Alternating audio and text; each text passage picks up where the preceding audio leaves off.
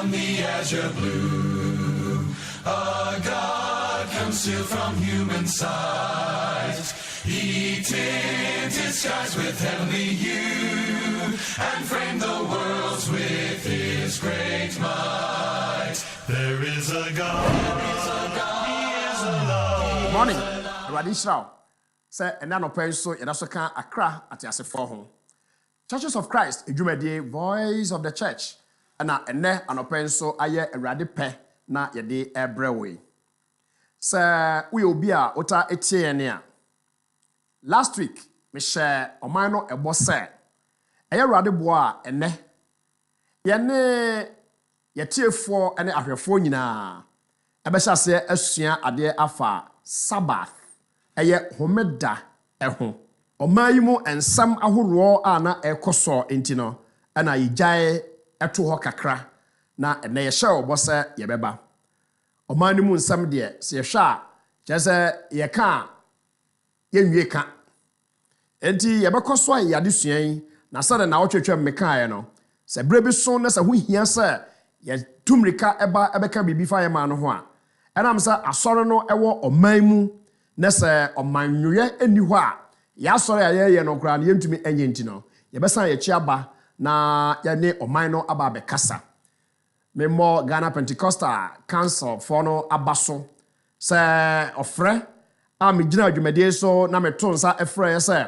dodo a efre wo ho asorefo ene asofo ye nyina mfa ye honyim na yan kasa enkyere NDC ni MPP dendenden se omai enye omo dia na nsanti niam a omo eya ya nhwe ni ya ede ohaw ebebre oman no etwase ye nyina obuni besese ye register ye protest na Pentecostal Council for more kasa akase ye hwe besa boso besa miensani na se niam ansesa de a ene asoro aso nso so ebekọ demonstration Dr. Opini Frimpong enso so mema wache na mekasa Erade Enshraw se asofo ewo mamu ne se yantumi ansore ankasa dendenden amfa niema enye ho a na yeye enfomso ibinum o mekasa oh we yasa we politics na as politics de obi aye politics nia eha yen ene partisan politics me ye NDC ni dendenden na me ye MPP ni dendenden enti asamwani da ho a na me dane no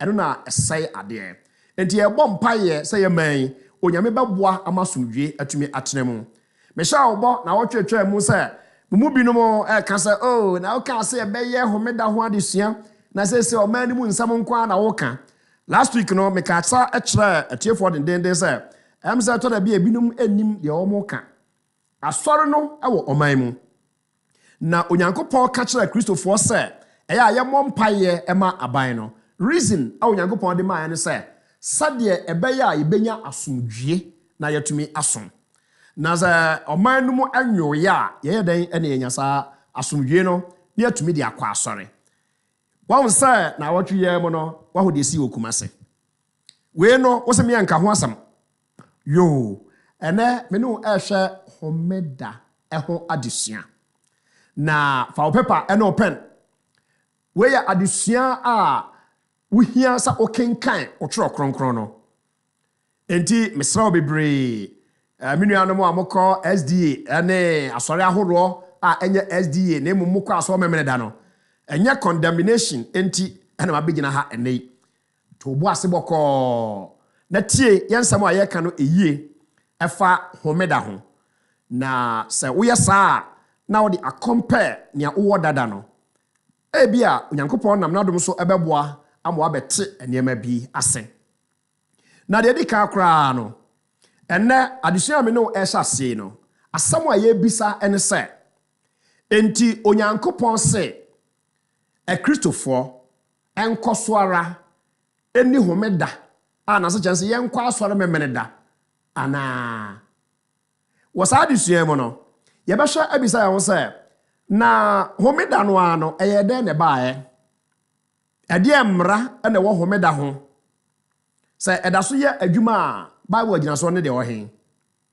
se enya adwuma Bible agina so no ene de wo hen adesua mu ye behwa de ntia majority of yenia ye claim say ye Christians no ye call asori kwasiada yen Church of Christ for ye call asori kwasiada Enti de me no ebesua wa adesua mu be kyerɛ mo wahu de enti a yɛkɔ asɔre kwasiada. De enti yɛkɔ asɔre kwasiada no enye wo mo akɔ asɔre memene da ene be kyerɛkyerɛ mu akyerɛ yɛn. Me am kɔ asɔre kwasiada no me na me de enti a me kɔ asɔre kwasiada. Ede twa sɛ obomode sɛ ubetie.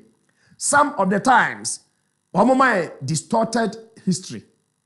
Abakosam a yɛdi ensuo afrem.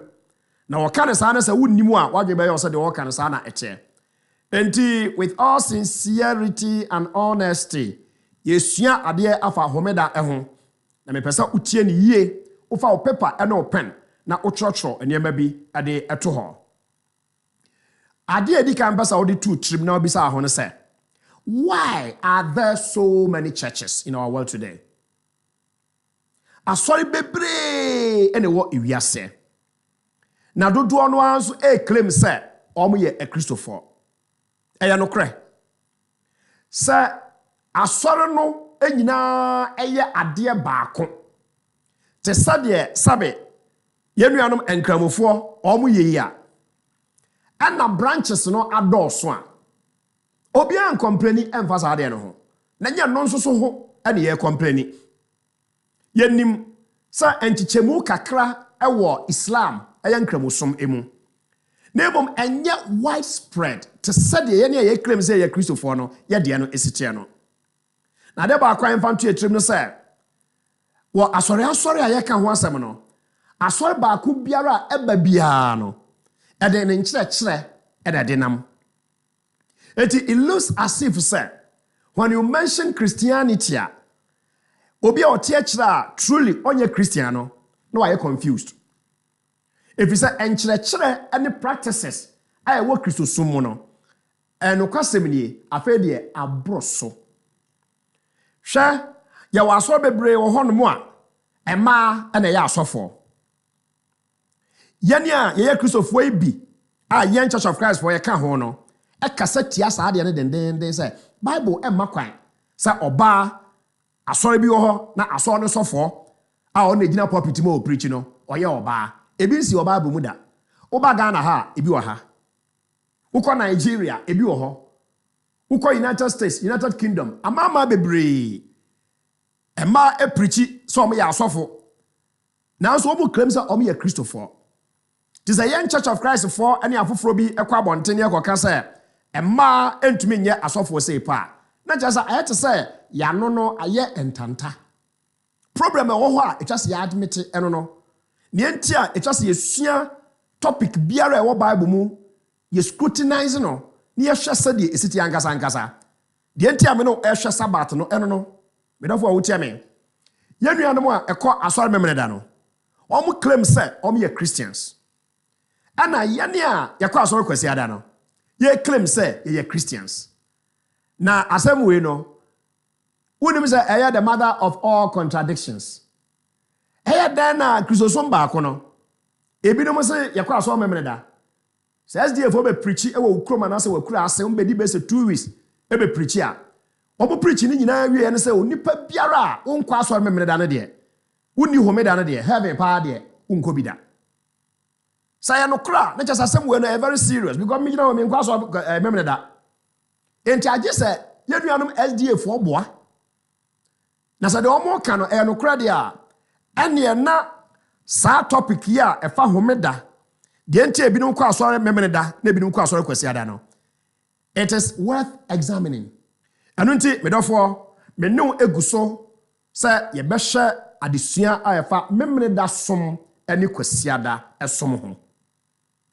Trouble kese baako a ɛwɔ hɔ ne sɛ wani a ɛkɔ asɔre memene da no ɛka ne pɛn ɛde kyerɛ sɛ yɛn a yɛkɔ asɔre kwasiada no ɛtɔ da bi a ɔmo se Constantine Roman ɛhene Constantine ɛna obɛkyɛngyi memene da som ɛde kɔ kwasiada som na de yenuanom ɛka ne sɛ Roman asɔrefoɔ no kwa ne kae ɔmo ka saa asɛm no.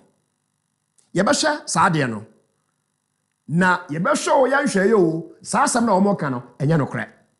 Constantine mesesa memene da som ɛmfa nkɔ kwasiada som. Yɛbɛdelve into history. Asɔre no abakɔsɛm mu ne akɔhwɛ saa asɛm sɛ ɛno kware ana. Enti saa accusation no a One year kwa so memne da edima ye ne ye kwa so kwesi ada say Constantine emra na ye di so no go to Daniel chapter 7 verse 25 yes obi beba obese say mre ne mra ne de ben na waka se won hyeda nim Bible mu a oh what Daniel 7:25 e de ma pa na je say wobubu apra no menam sa de sua so no besua a kire say no kre pa e wo mu ne say de o mo kan nya sa ne te afede kodu ba bi nso a wo mo se obi okwa asori kwesi ada bia no osom san God na obusum bi wo ho ebre bie a atwa mu wabakosem mu na eye owia san ana ogina ho de masa bosum no na no ho som ana ye ne ye kwa asori kwesi ada no yesum eno nso ye de Bible abakosam ane common sense ebe hwe e wo saa de msa mo ka no e true ana sa me gina hai ene kwesi sa me kwa asori me kosom san God. Are you imposing that on me or that is the truth? Or don't who tell me why do kwa asori kwesi ada na o se san God nti kwa asori enti ebe hwe Bible ni mu ama Bible no akasa a kire yen ne yehunu de onyankopon asem no e kire ya ncha hu fa Bible no ko Genesis chapter 2 verse 2 and 3. Aha ane ebre a edikan homeda eye Sabbath no amanfo kasafa ho no yete ne ho asempa na ye behwe ho ye sua ade kakra bi ewo ho ne edikan kra no ma mentwe adwe nyina so se mate afri wo mo akwa so akwasi ada no bi ho nso so a ada na akwa so akwasi ada a wasi kwasi ada ena ye Kristofo ehomeda eno nso wati Bible ba bia ni ho a chasa kwasi ada ye homeda kwasi ada nya homeda Bible no da Holy Bible ni mo no homeda no the 7th day e da to sonson na da to sonson no obi anim say e Saturday memeda enti tro kronkron ni mo no so ka homeda na ye memeda ho asam no wo ka dem ya sempisa ye bisa no say sa homeda no the 7th day no a Saturday na Israel for the kwa asori no sa na nyankopon se yen soso a Kristofo yen fa nkwa asori ana sa de sua no ene no eye enti before we be catch say da me say kwasi ada ye homeda no mentwa bi nyina so say Bible mu Sabbath no e ba akopɛ memene da ena na Israel for the kwa asori na mu adesua ye besua no etese ntuso dudu adesua no pepepe ebre bia onyankopon ne Israel for nante na wone wo mo eye adwuma no onyankopon de homeda ema Israel for na Bible adesua mu na sama make sure no say Holy Bible no from Genesis to Revelations no minua ya wo osom akese mienu ana ewo Holy Bible mu menkase wo osom mienu pe ana wo Bible mu ne me say osom akese mienu two major religions ana ewo Holy Bible ni mu religion a edikan ewo Holy Bible mu no ye fa no Judaism a Jewfo esom major religion I reading about our Holy Bible mu no Judaism and edikan ayo somo nyankopon ede ma Jewfo enkwa ene so akenkan Bible da ama wote se ye fra enkrofo bi Gentiles ama mamufo a de ente etesa no a distinguish the rest of the world from enkrofo a wo eye Jewfo na ye from say wo ye Israel for no Israel abusuako no ye edumienu wonso eno nyankopon enam ede osom sronko ede ma oman Israel niema bebre ena na ewo omusom ni mu a and that Christianity no onyankopon kan kire Kristo ni se onkoye saa enti bra ye no ekasafa entuso dudu ho no sa wokae a asama me ka kire wa no sa entuso dudu som no onyankopon de mankrofo bi eye Jewfo som na se ede nyankopon de tithen ede ema wo mo na under Christianity ni de entesa so wotie nso a me can repeatedly say obi a otua ntuso dudu bi atwa so okwa so memene da wo kwa sori kwasiada na sa wo ge title a kya say wa yira wo esre no so wonim de wo ye edize mekan wo dwumade no so say anuanom SDA fo ene wo akwa so memre da no ene wo se wo juntu so dudu a consistency eno no na wo nya consistent no ewia a afeye ni a ye kwa sori kwasiada no ye ne wo abehwem onyankopon asem a kire wo say why consistent there na so so no we are wrong ene de ye hu no say ene ya meka kwasiada so ho asemi Assemblies of God for them by adwen Presbyterian for them by adwen Church of Pentecost for them by adwen Roman Catholic for them by adwen asori bebre ye claim say ye Christians no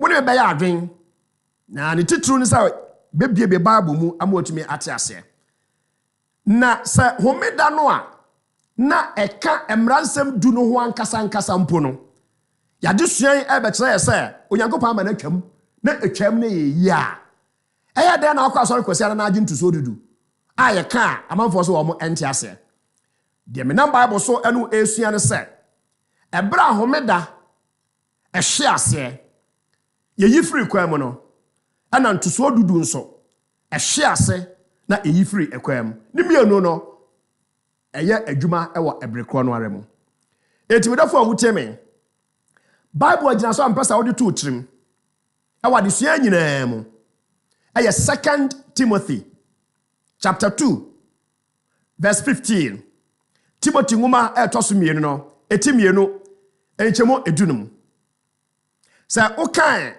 brofo Bible no we use the New King James version of the Bible no was say study to show yourself approved unto God, a workman who does not need to be ashamed, but rightly dividing the word of truth.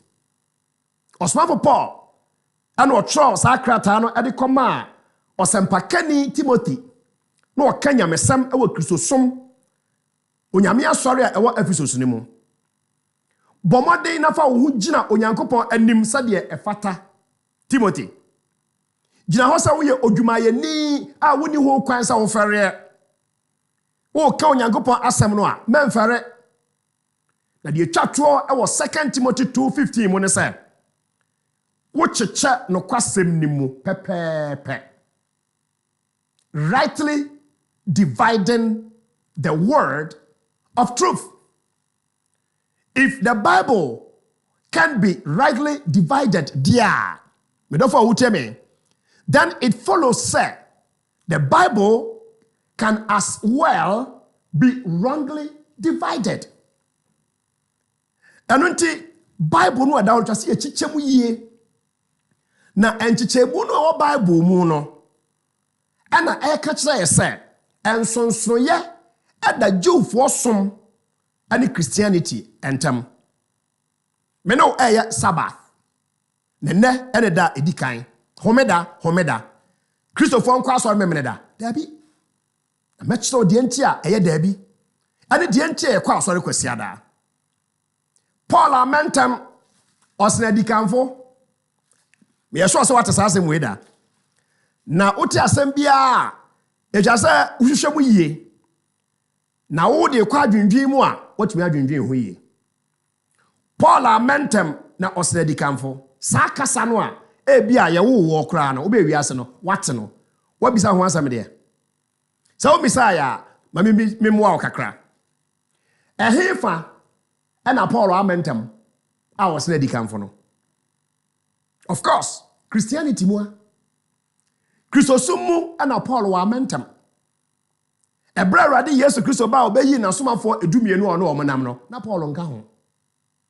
In fact Bible di adanse say ebra Christianity sha say no Paul was a persecutor oyobia no ono de oha a Christopher no say de ebeya so omo ka Kristo ho asam ene ade no enkasa ade no enya adwuma akire na Paul obaye na obeye o Kristoni eno nti Paul amantem no osene edikanfo de pese akire ne say Kristosum no Paul na onka edikanfo ne ho so akire obaye no oba beye adwuma ama adwuma no ebeye dendenden ehye onyankopon di kronkron animonyam enti Paul amentem no ɛhe na waama ntɛm no ne answer ɛno no Kristosum mu ɛna waama ntɛm. Probably the next question betumi aboa yɛn ɛwɔ saa nsɛm mu ne sɛ na ansa na Paul oba Kristosum mu na ɛsɛ waama ntɛm no ɛhe na no wɔ. Na Paul ɛyɛ ɔbosonsomni ana na Paul ɛyɛ atheist. Atheist kyerɛ sɛ na ɔnyi nyame ni to ɔne ɔnam system no mu saa na Paul ɛte ana. Galatians chapter 1 verse 13 ɔsomafo Paul nanum asɛm nie. Na bra me no ɛhwɛ homeda ɛho adesua die nti a akristofoɔ yɛnkɔ asɔre memene da na yɛkɔ asɔre kwasiada na obi ka kyerɛ wo sɛ ɛnɛ Bible sɛ yɛnkɔ asɔre memene da ɛyɛ atorosɛm no. Paul asɛm yi tie ne yie. Galatians 1 and verse 13 was saying, for you have heard of my former conduct in Judaism. O Bible ne kura wono underline Judaism. For you have heard of my former conduct in Judaism. Why na eka say? Paul na eka say. Abusuafo mote akane no mabrabo a na miwom ewo Judaism mu Jewfo somni mu. Enti Paul amentem osedikan for the ebisa say ansa na Paul oba Christianity mu no ehe na wo ewo nyamesom kwan so wo se no Judaism mu ono a na eka na sem osoma na owo mu no ye fa no Judaism. Judaism no so ewo Bible ni mu enna madi kan ka kira say wo Bible adesua mu no osom akase mienu na ewom Judaism and Christianity ni mienu nya ade baako. Enti obi o ka kira na sa twa sa okwa asɔre memene da no de o ka kira won say san wachi na kosom ewo Judaism mu na nya sa na te Otoa Galatians 1:13 no eso a Osmafo Paul said, how I persecuted the church of God beyond measure and tried to destroy it. Mwata kanena mabrabo na miwom ewo Jewfo esomni mu. Sade meta Onyankopɔn asafo no na mebɔ omodin sɛ mesɛe no.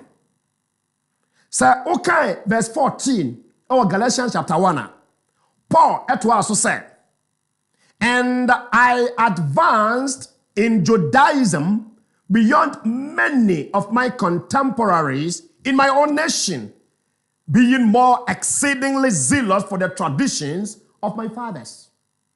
Paul said, obroso o yire no ho ye adwuma dendenden ewo Jewfo asomni mu na obo ne ho moden eche enkrofo bebre na omo ne tipemfo minu adofo wutie me nam Bible so twe adwen agina so eneda yi say Christosom anya Judaism ana Judaism anya Christosom na homeda de aya Judaism mu ana Onyankopɔn ede saade no ede ema wo enti ye hyase asua saade dendenden introduction ene me dia brewe fatu trim na siesie wo ho na yenhwe Onyankopɔn asɛm ni mu assignment me de ma wo no ene aye Genesis chapter 2 verse 2 and 3 yesua homeda me kyerɛw de enti a akrisofo nya memeda ene twase ekwa asɔre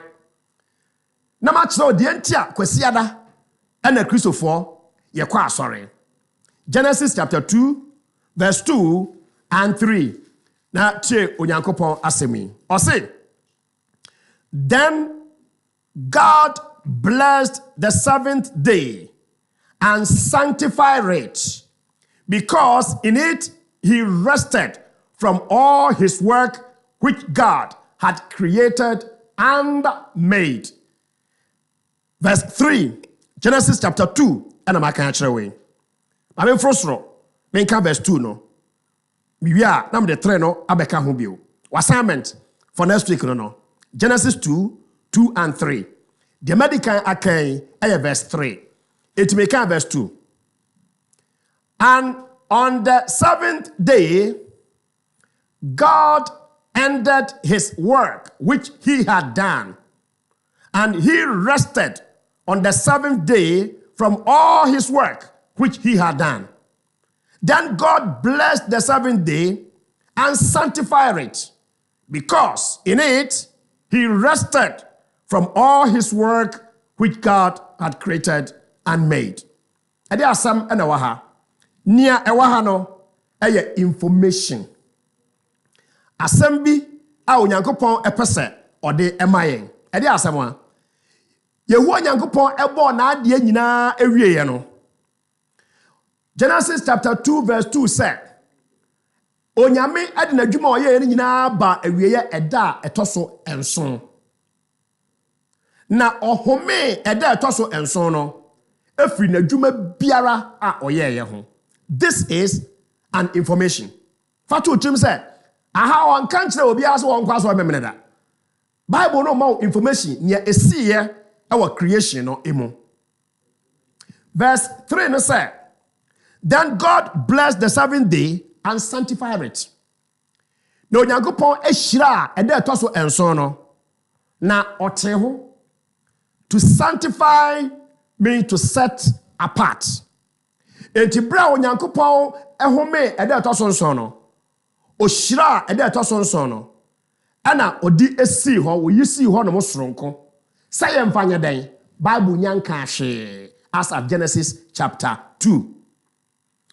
Adentina Nyankopon ya ne sa, because in it he rested from all his work which God had created and made. Reason tia Onyankopon de homedasi ya ne no, onka nkyere ye se yemfa nkwa asori ntia.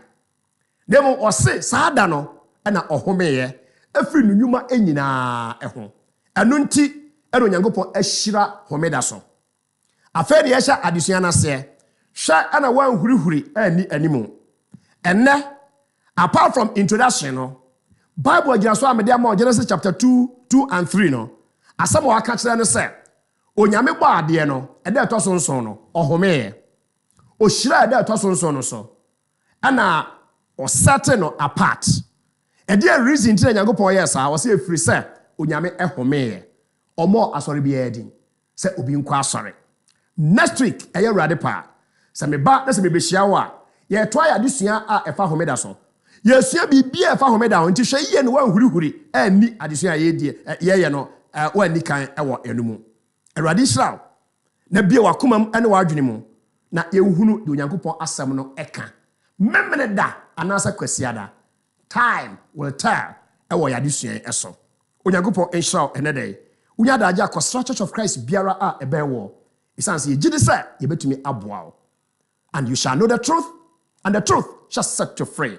Mube huno krano ama no krano ama mo aye adehye. Onyankopon enhyira eye de pa next week ye besa abihyiamu ebio.